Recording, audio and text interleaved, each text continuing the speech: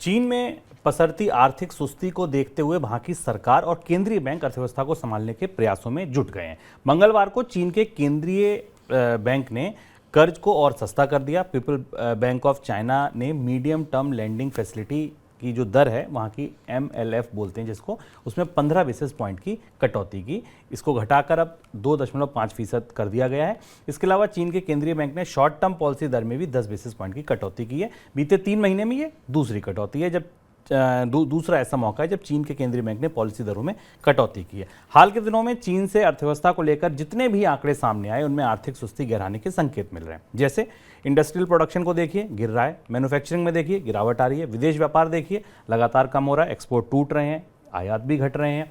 Sir, इस समय अगर देखें, सारे आंकड़ों को देखें तो सबसे बड़ा संकट आपको चीन में क्या दिखता है? चीन में स्ट्रक्चरल स्लोडाउन की स्थिति बनती दिखाई दे रही है। अब जो चीन की परिस्थिति है उसमें कोई एक बड़ा फैक्टर नहीं है ऐसा कि कोई एक बड़ी चीज़ हो जिसके कारण हो। अगर आप माने तो छोटे फैक्टर्स हैं कि चीन के प्रॉपर्टी मार्केट में क्राइसिस है वो पहले से चल रही थी। हमने एवरग्रांडे के कोलैप्स से देखा था, या जो अभी कुछ कंपनियां क्राइसिस में हैं जो हमें दिखाई दे रही।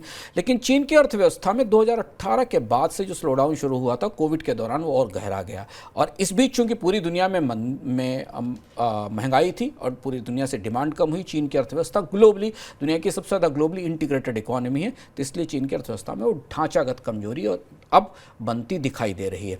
उसका असर हमें चीन की अर्थव्यवस्था पर दिख रहा है। और इसलिए चीन की सरकार को अर्थव्यवस्था सुधरे या ना सुधरे तो पता नहीं, चीन की अर्थव्यवस्था को सरकार को अपने आंकड़ों पर कवर अप करना पड़ा है। चीन की सरकार को अनएम्प्लॉयमेंट का आंकड़ा रोकना पड़ा है, क्योंकि चीन में बेरोजगारी तेजी से बढ़ना शुरू हो गई है। और बेरोजगारी का एक बड़ा दौर हमने कोविड के दौरान ही देख लिया था जब कामकाज बंद था। तो ये स्ट्रक्चरल स्लोडाउन है, ये ढांचागत स्लोडाउन है जो चीन की अर्थव्यवस्था में गहराई से मजबूती के साथ बैठता दिख रहा है।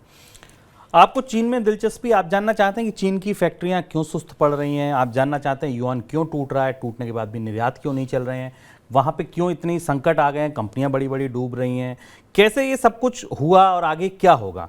तो सर, इस हफ्ते का इकोनॉमिकम इसी पर लिख रहे हैं आप? और इस सप्ताह में इकोनॉमिकम में आपको विस्तार से चीन ले चलेंगे और बताएंगे कि चीन के भीतर दरअसल हो क्या रहा है। चीन की अर्थव्यवस्था में ये जो संकट आया, जिसमें तमाम पैकेजों के बाद भी इसे खड़ा नहीं किया जा पा रहा है चीन की अर्थव्यवस्था में, वो कहाँ से वो चुनौती बनती दिखाई दे रही है और उसके राजनीतिक रूप से क्या फलित होंगे चीन की राजनीति के ऊपर भी और दुनिया के ऊपर भी। और दुनिया को चीन की मंदी से चिंता करने और डरने की ज़रूरत क्यों है, क्योंकि चीन की मंदी से पूरी दुनिया क्यों परेशान है, ये भी हम इस बार समझने की कोशिश करेंगे।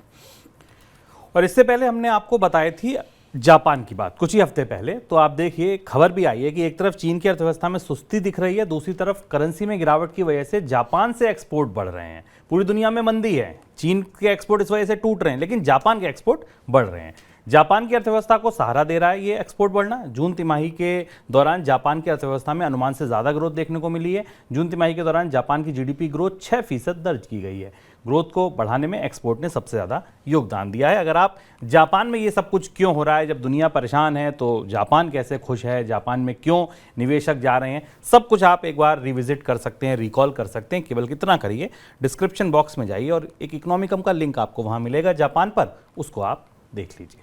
एक इसमें दिलचस्प बात और ध्यान रखना है कि जापान की अर्थव्यवस्था में अब आज जो 2 दिन पहले की खबरें हैं वो ये हैं कि जापानी येन डॉलर के मुकाबले 145 पर पहुंच गया है। आमतौर पर जापान के नियमों के व्यवस्था की, बैंकिंग व्यवस्था के हिसाब से यहाँ जापान की अर्थव्यवस्था में जापान के बैंक को दखल देना चाहिए बाजार में और येन की इतनी कमजोरी रोकनी चाहिए, क्योंकि आपको याद होगा कि जापान और अमेरिका के बीच अवमूल्यन को लेकर विवाद का एक बड़ा इतिहास रहा है। लेकिन जापान का बैंक स्मार्टली बाजार में इंटरवीन करने को तैयार नहीं है, क्योंकि कमजोर येन के सहारे उसे निर्यात बढ़ाने में मदद मिल रही। तो पूरी दुनिया की अर्थव्यवस्थाएं जब ढलान पर है, पिछली तिमाही में जापान की अर्थव्यवस्था में 6% की आर्थिक विकास दर आई। जापान के भीतर क्या हो रहा है, जापान के में विस्तार से जानना है तो हम लोग इस पर एक बार इकोनॉमिकम में बात कर चुके हैं। शुभम ने आपको उसका संदर्भ बता दिया है।